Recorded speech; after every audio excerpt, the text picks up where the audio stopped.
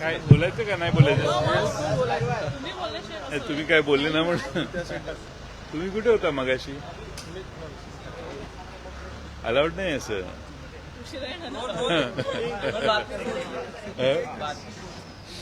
नवीन वेळापत्रक जाहीर करण्यात आलेलं आहे. अध्यक्षांना आज आपल्याकडून देखील वेळ मागण्यात आला होता. आज नवीन वेळापत्रक देण्यात आलं. हे अतुल शहाचं नाव कसं आलं इकडे? हा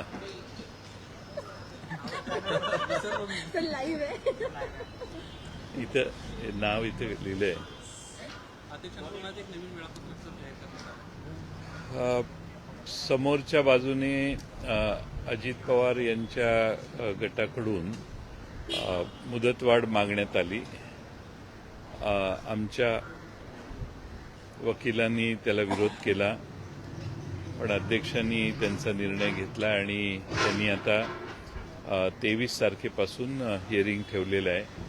आज मी ह्या अपेक्षेने आलेलो की माझी साक्ष आज होईल, परंतु आता ती तारीख 23 तारीख निश्चित करण्यात आली आहे, कारण विरोधी बाजूच्या वकिलांनी आम्ही जे फाईल केलेले ॲफिडेव्हिट्स आहेत ते वाचण्यासाठी आणि तयारी करण्यासाठी वेळ मागितला.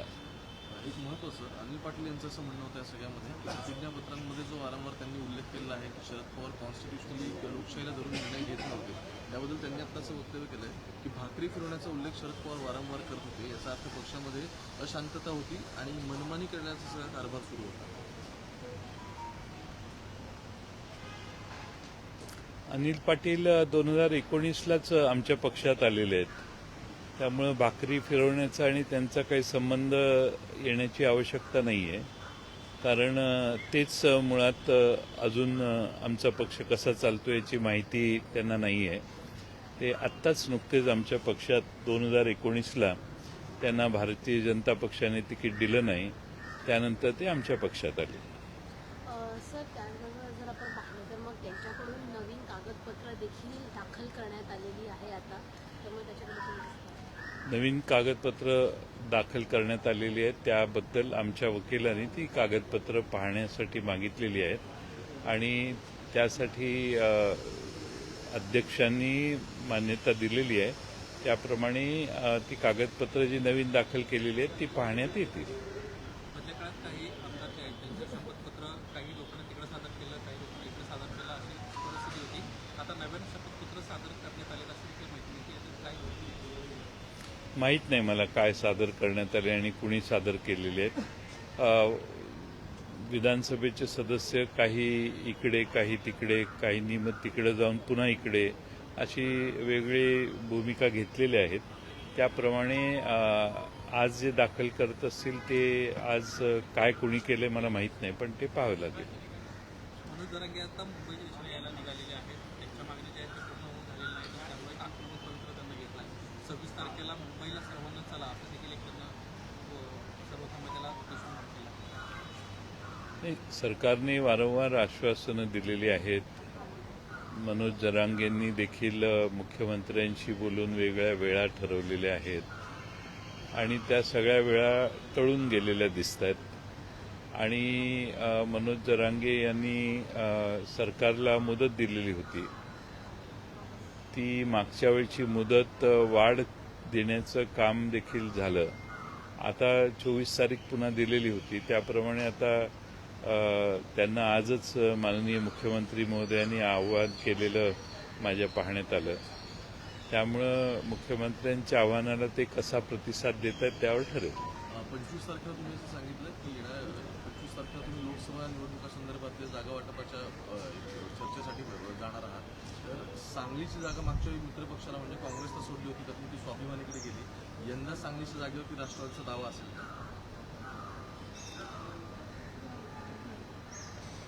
मला असं वाटतं की अशा इंडिव्हिज्युअल जागांच्या विषयी जाहीर भूमिका मांडणं हे आमच्या महाविकास आघाडीच्या चर्चेत अडथळा ठरू शकतं. पण तुम्ही म्हणताय त्यात काही तथ्य आहे. प्रतीक पाटील लोकसभेच्या एक्झाममध्ये आम्हाला पाहायला मिळालं. हे त्यांना विचारलं पाहिजे, मला कसं माहिती. सर, आज पूरा शेड्यूल किया गया, इसका पॉलिसी सुनवाई इस तरीके से लग रहा है कि शायद इसके बाद ही जो है अंतिम फैसला जो है विधानसभा अध्यक्ष दे पाएंगे। लग रहा है डिले करने के लिए पूरा प्रोसेस है ये। नहीं, अभी आज मैं तो तैयारी में आया था क्योंकि मेरा क्रॉस आज होगा ऐसी अपेक्षा थी, लेकिन सामने वाले पार्टी की तरफ से एप्लीकेशन दिया गया कि उनको हमारी जो एफिडेविट्स हमने किए हैं उसको देखने के लिए और वक्त चाहिए, स्टडी करने के लिए। तो हमने उसको विरोध किया, हमारे वकील जो थे उन्होंने विरोध किया। अब उसके बावजूद विधानसभा के अध्यक्ष जी ने उनका कहना, उनकी रिक्वेस्ट मान्य कर ली है और अभी नया शेड्यूल उन्होंने तय किया है जो 23 तारीख से शुरू होगा। तो इस बार जो शुरू होगा, लेकिन जिस तरीके से पहले चीज़ें खींची गई और अभी कहीं ना कहीं लोकसभा चुनाव बहुत नज़दीक है, ऐसे में आपको पूरे सब चीज़ों को डिले करते जाना, ये लगता है कि आपको ऐसा हो सकता है? हाँ, ऐसा है कि इसको काफ़ी 6 महीने हुए हमारी डिफेक्शन को। हमने पिटिशन फाइल करके 6 महीने हुए। जिस दिन डिफेक्शन हुआ, यानी जिस दिन मंत्रिमंडल में हमारे कुछ लोग शामिल हुए, उसी दिन हमने डिस्क्वालिफिकेशन जो पिटिशन सबमिट किया है इलेक्शन कमीशन ऑफ इंडिया को, उसके बारे में इन्फॉर्म किया है और अब 6 महीने के बाद हियरिंग हो रहा है। वैसे तो हमने डिस्क्वालिफिकेशन पिटिशन जब सबमिट किया था उसी वक्त 15-20 दिन में उसके ऊपर सुनवाई होने की आवश्यकता थी। वही बात शिवसेना की हुई है और काफ़ी दिन हो गए। अब उनके बारे में तो 1 साल भी गुजर गया है और इसीलिए डिले तो इतना हुआ है। ऐसा लगता है कि पार्लियामेंट के इलेक्शन की राह देख के ये टाइम टेबल बनाया जा रहा है, ऐसा कभी कभी लगता है।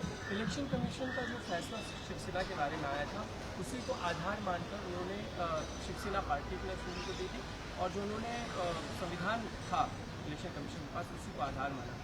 आपके बारे में अब तक फैसला आया नहीं है, आपके लिए शायद एक अच्छी बात हो सकती है अभी तक, लेकिन इलेक्शन कमीशन का अगर फैसला आता है तो लगता है कि फिर से नई चीज़ें शुरू होंगी, क्योंकि अब तक आप फैसले का इंतजार तो इलेक्शन कमीशन के में हमारी पार्टी के बारे में सुनवाई हो चुकी है और उन्होंने वो ऑर्डर के लिए क्लोज किया है।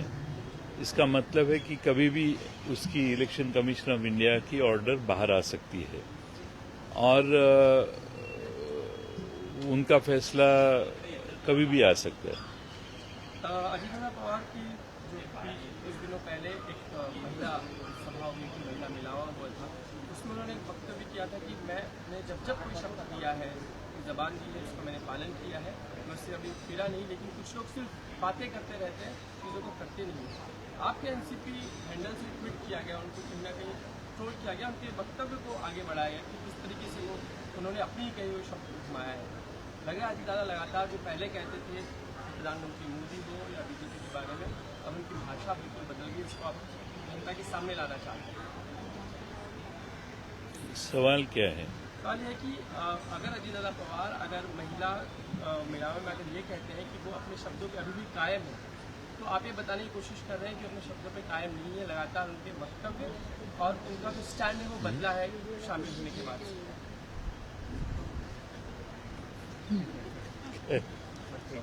सर, राष्ट्रवादीचे आमदार रोहित पवार यांना आता ईडीने नोटीस पाठवली आहे, चौकशीसाठी हजर राहतो समन्स पाठवलं आहे, सूडबुद्धीने ही कारवाई केलेली असं आहे की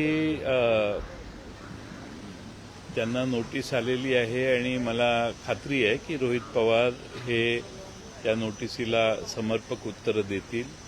रोहित पवार हे राजकारणी होण्याच्या आधी अतिशय उत्तम असे उद्योजक होते आणि त्यांनी चांगल्या प्रयत्नातून त्यांच्या कंपन्या महाराष्ट्रात त्यांच्या भागात उभ्या केलेल्या आहेत। आता त्यावर ईडीने कारवाई केलेली आहे। ईडीने कोणती माहिती मागितली त्या सर्व माहित्या उपलब्ध करून देण्याचं काम निश्चितपणाने रोहित पवार करतील आणि ईडीच्या कोणत्याही कारवाईला समर्थपणाने ते उत्तर देतील असा मला विश्वास आहे। ठीक आहे जाऊ